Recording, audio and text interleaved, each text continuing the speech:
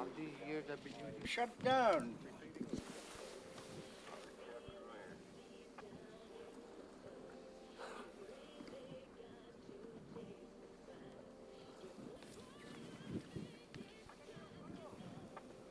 How long your battery last on that thing?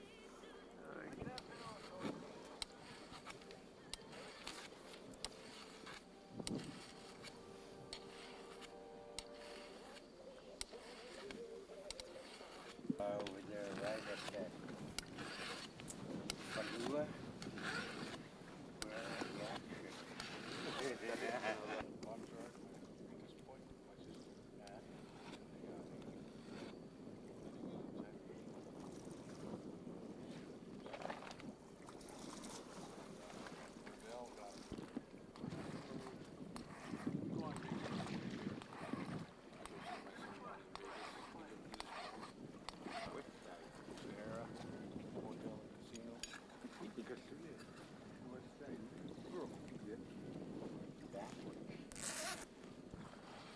Can you hear us?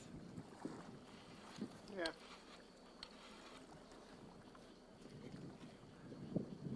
Hello, America. We're Sungun Crew, Barrow, off the coast of Barrow, Alaska. We're waiting for bullhead whales. Our captain here is Sungun, and we're pretty much all family members.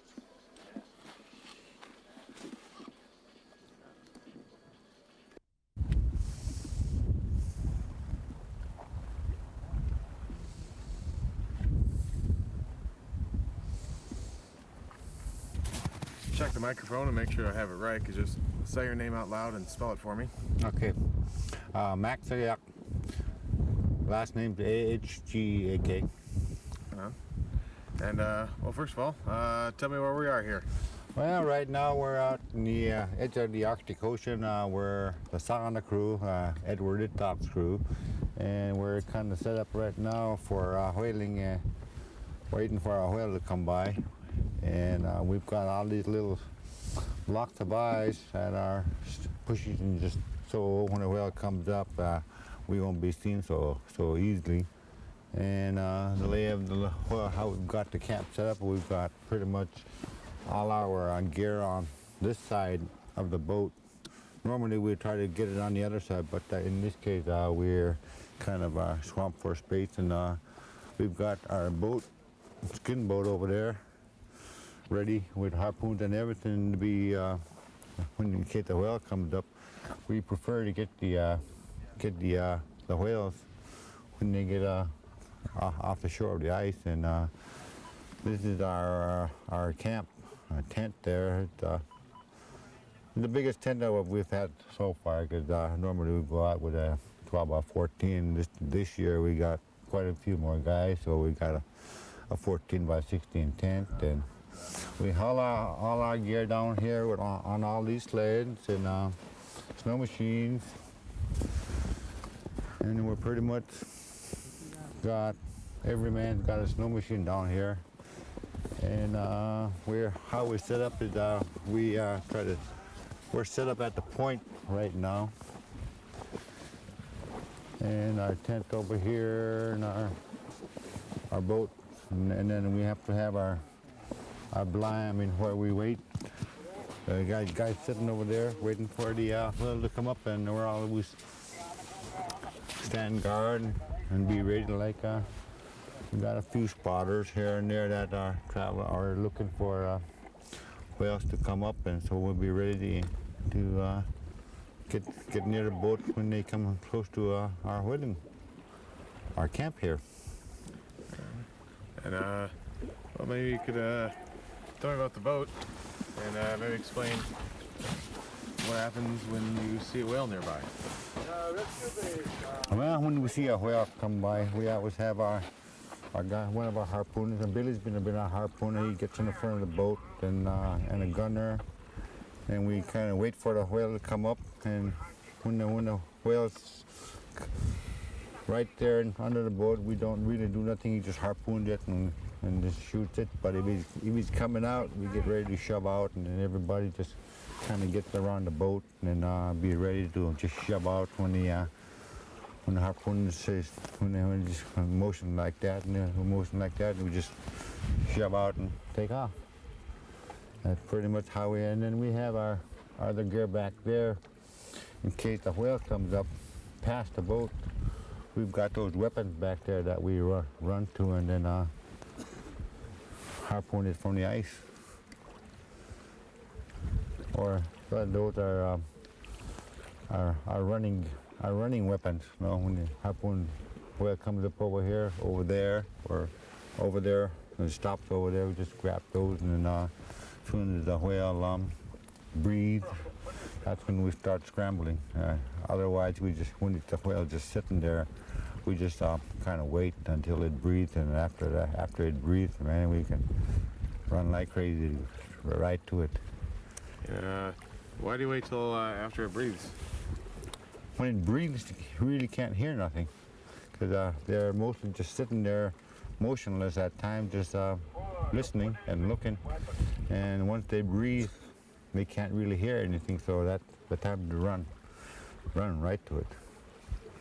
A lot of times they can get right on top of it and just throw their weapons right down.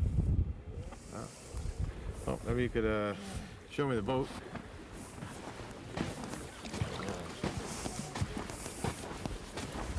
Maybe also show me the weapons and.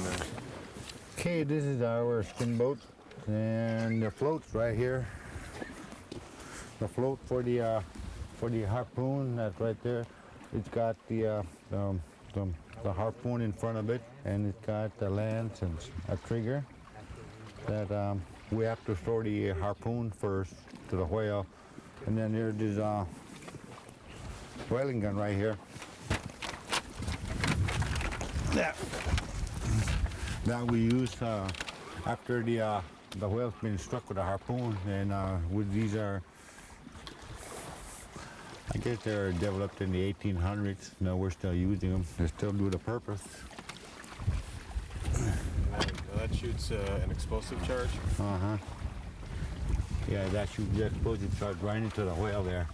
And this is our what we call our bomb box. We keep all our bombs in there.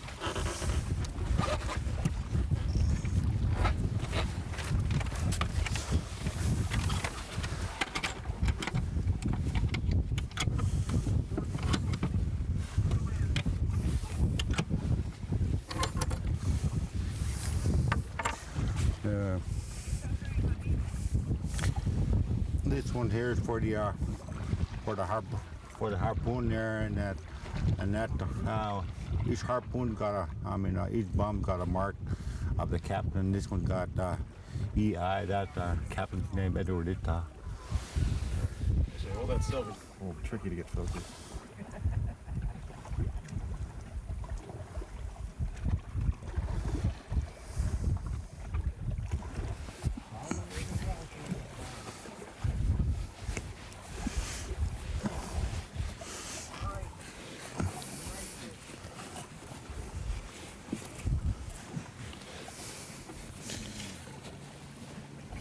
And this one here is for a shoulder gun bomb. You notice it's got these fins on it. Right now they're tight together so they won't get bent up when you're handling them. Then you take the string off and you put in the shell. That's the bomb for the shoulder gun.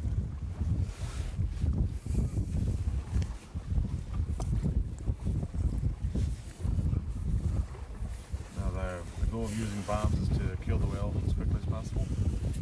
Yep. I mean, you aim for the vital parts. You try to shoot at the neck or the brain, or go for the heart or the main organs of the whale. So try to do an instant kill. I mean,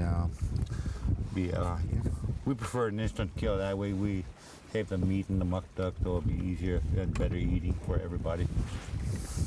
The whole purpose of catching the whale is feeding the whole town, and the more efficient you are, the better food that you serve the community. On this side, on the right side, because when the whale's coming up, you try to get on the left side of it. So when you strike it on this side, after the harpoon get on the whale. The guy sitting back here just grabs the float and just throws it out, so it won't get tangled up with anybody in the boat or anybody. So that's pretty much how we go about striking our whale. The longest part is waiting for one to come by. Yeah, that's what was it Edward was saying earlier. It's 7 days of 7 days of waiting and 7 seconds of glory. That's pretty much what it is, because once you get on that whale, you forget all about time, all about whatever. Sometimes you don't even know what you did. Just go out there and do it. So it's a lot of fun. A lot of fun, but dangerous.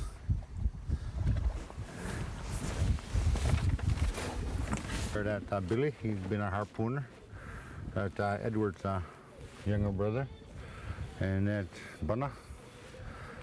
And Eli, and that's our Captain Edward.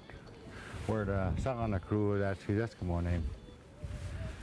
And this is our bench where, our bench is actually the sled for the boat that we put skins on it and make a windbreak. Right now we've got it at an angle because of the wind direction. Most of the time it's in the back, but that's where we normally just sit and wait. Tell me about kind of the... Well, the younger guys that normally comes up where our crew gets pretty much involved with what our young guys are doing. We kind of teach them where to pitch the tent and what side of the area to keep clean, remove snow, and our younger folks usually just tend to the tent and make coffee, make sure there's coffee available at all times, and in case you strike a whale, there's always coffee ready when you take off in the aluminum boat, and when you don't have an instant kill, you have to use our motorboats to go out there and then kind of try to spot it and go out there and kill it and then bring it all back. So we always have coffee ready for that, and keep all the utensils clean. It's kind of like being an apprentice. And it's kind of apprenticeship in whaling. So every guy's got a little purpose to do. Keeping the water bucket full of water. Always looking for fresh ice to go around up for melting and for drinking. Because we're on soft ice right now, because all the ice around here is pretty salty, so we have to look for fresh glacier ice that's above the sea level, so you won't you won't taste the salt on that. Good afternoon, all concerts.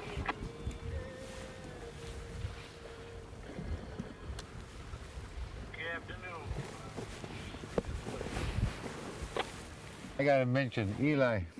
He was our only blanket tosser last time we got a whale, so a lot of us got bum legs or something that we don't get on the blanket so much, and he was our only blanket tosser there, so he was our hero last time we got a whale. Now talk about the... we're pretty much stationed up. We always try to set up camp where a whale might be coming towards you. Right now we're at the point and where the current goes. So a lot of the whales try to go from point to point, and a lot of times when the little young ones or when they're feeding, when the whales are feeding, they go to these little what do we call what's the English name for it? Kringsluk. Base. A little bay, yeah, a little bay like that for when they're, well, a lot of times when the whales are coming in, they go into those little bays and go under the ice and go feed under the ice, and then they come back up in another bay, and then sometimes they come up right by the point. Just kind of float and swim along. And right now we've got there's a Oyak crew, there's Arnatuk, and then there's Kukli and Panigiok, and Nusangin is on that side. And where there's a few more down on that side. We're at the tip of this ridge right here, and there's more on the other toward the other point and the other bay there. And tell me about the radio. I guess you got a call about half an hour ago that someone up current from here saw a whale. Oh yeah, we VHF radios are our main source of communications down here. Like when our crew down further down the coast spot the whale, depending on where it's at, if it's in the water or close to shore, let us know it's coming, so we stand ready when it comes our way, so we won't get surprised. A lot of times, the harpooner gets in the front of the boat, depending on how far away the camp is and how big it is. They used to take about maybe 45 minutes to a half an hour. They stay under, so we kind of time it to see when it might be coming up, and when the time comes up, we start looking. Everybody's got a pair of binoculars, and so we kind of scout around, see where it's going to go, and stand ready. And you do have to be quiet while you're out here. We are quiet. Yeah, we have to be quiet. Turn the radio down. Tell the guys in the tent to quiet down, and whenever we can, we try to let the other camps know, not the snow machine. The echo of the snow machine carries a lot, goes a long ways under the ice, and kind of spooks the whales out. So we're trying to. Everybody's got a pretty much the same belief that when the whales are running, they try to stay put. No machine, no snow machining, then pretty much stay close to the boat.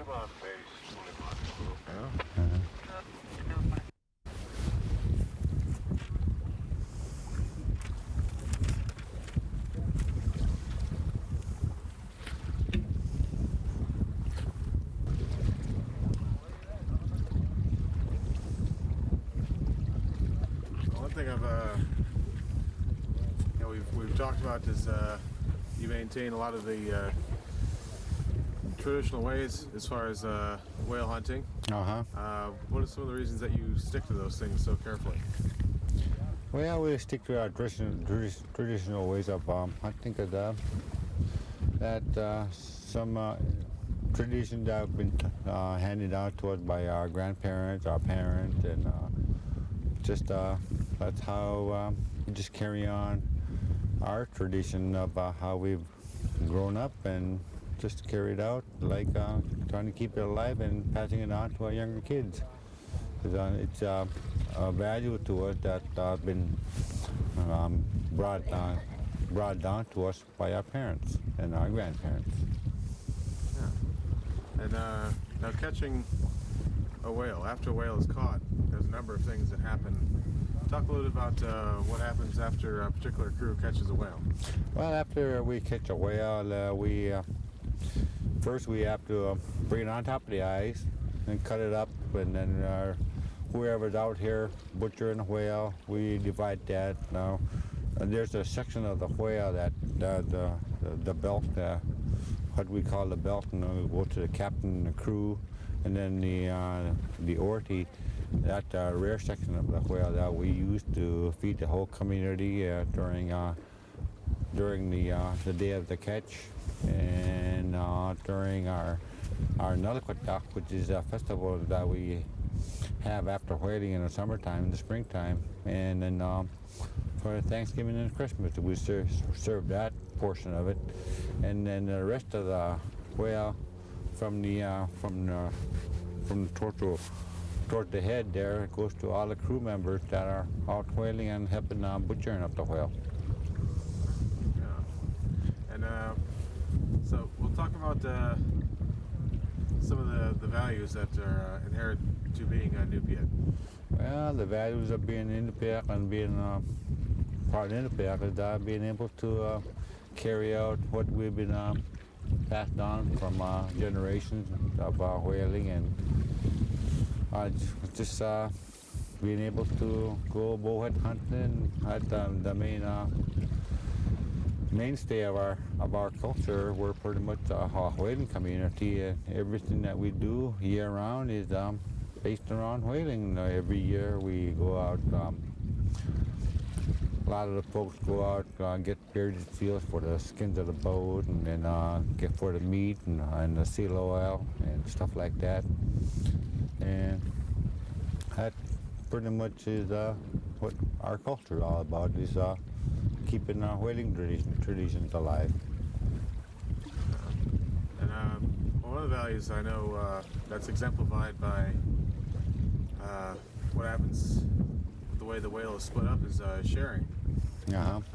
Talk a little bit about why that is important now, and also why it was important, especially in the past. Yeah, sharing is something that is a big value to us, the Inupiats, because whenever there's somebody in need or whoever needs something, people are always willing to share and be a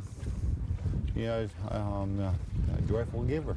And everything that we catch, we always try to share, and then especially if you are a young hunter and you catch your first catch of any kind of animal, you give it. You normally don't keep it. You just give it all away, and then after that, you're a more successful hunter. Mm-hmm. And keeping the sharing in mind, talk about how UIC is more than just about making profit. It's also about benefiting the community. UIC is pretty much into sharing whatever we make to our community, and we're trying to benefit our shareholders into well, let me back up a little bit, because right now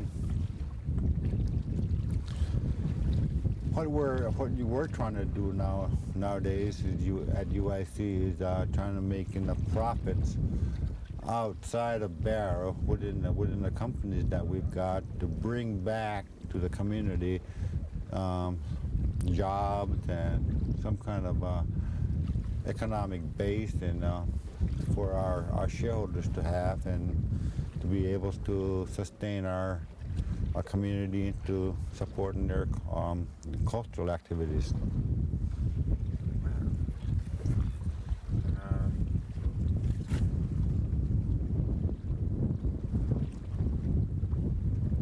Are there any other values that are important to whale hunting that you think also translate into the way that UIC is run? A lot of it is patience. Patience, and wait for the right deal and the right whale to come by. That's pretty much what we're all about, and planning right, and making sure you're strategically set and be able to take on whatever comes on. A lot like whaling. You got to be in a strategic place and be ready to take on when the right whale comes along.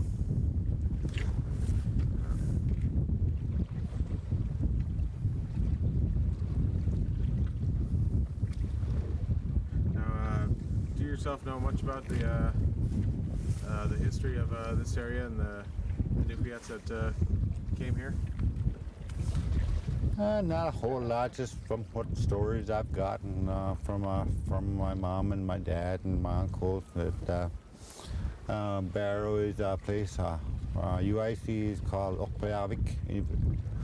Yeah, it's a place where you go hunt owls, and I guess in the past, we have a little outskirting villages like at Dubuk and at Perenet and down the coast where everybody congregated in the summertime to have their feasts or big get-togethers and hunt owls and stuff like that. That's the stories I've heard about how Barrow originated, and I guess the missionaries that came up pretty much started the community and the military when they came up, because before that there were just little family communities here and there that had their own little spots that they like to do subsistence hunting, and most of the lifestyle them days was subsistence, and they pretty much congregated into Barrow to have a barter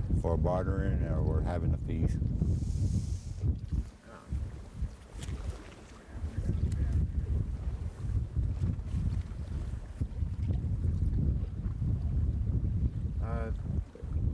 I know this is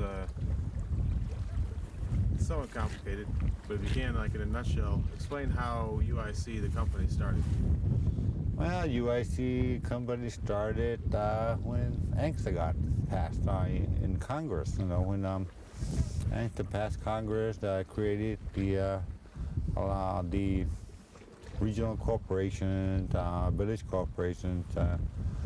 That pretty much started the UIC, and there was about 7 members that incorporated the company, and we're our shareholders, and we're thankful for them and setting the direction that they've done, and we've been able to recoup from their benefits, from what they've tried to do, and the direction they set the company at. And then we've been lucky enough to have our elders kind of coach us along and do what we need to do to keep what we're doing in business. And thanks to good employees, steady employees that come along and help carry us through. Talk a bit about subsistence leave. I know UIC accommodates its workers going out and doing traditional activities. Yeah, well, we're pretty open to that because I think we've got more holidays than most companies do, because we always we take the traditional white man holidays, and then we add our own holidays to it, and then we have subsistence leave that we allow time off our employees to go whaling, go caribou hunting, go seal hunting, and then we give them time off to partake in the festival for Ukpeagvik, and preparing all especially when you catch a whale, the crew members need to be involved with the captain and crew, getting everything prepared. So we allow them time to do that. So that's one area that I'm glad that how the company was set up when I got on.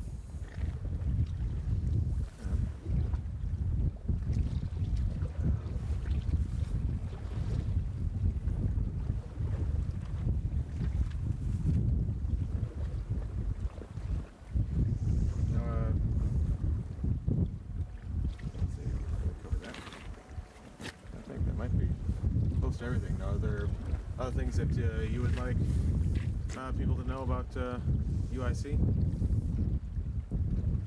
Well, with UIC, we're pretty much trying to do what's right for our shareholders and trying to create opportunities and jobs up here, and then kind of like whaling, just got to be patient and wait for the right opportunity. Well, one thing that people that might watch this in lower 48 might not understand is that there isn't a lot of jobs to be had in Alaska's villages and also in Barrow. Yeah, that's true. Now, talk about how UIC has shareholder hire preference, and I don't know if there's other programs like that where you do make sure that you really try to give back to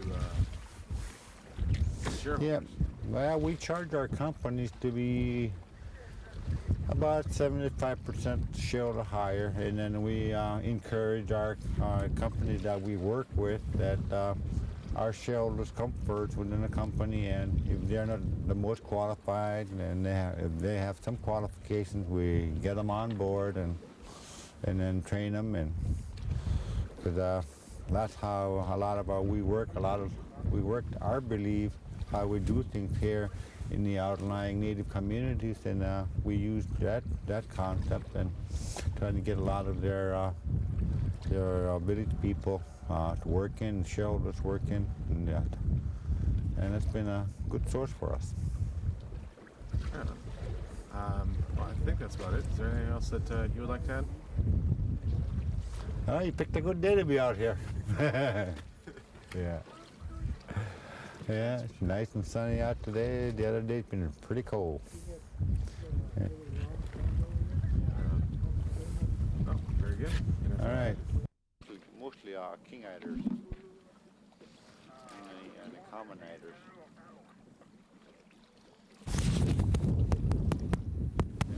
The ducks going by are king eaters and common eaters. The big ones are the common eaters, and the smaller ones are the king eaters. Right, the big ones are the king eaters and the smaller ones are the common eaters. No, wait. Vice versa. Yeah. The big ones are the common eaters and the smaller ones are the king eaters. Right on.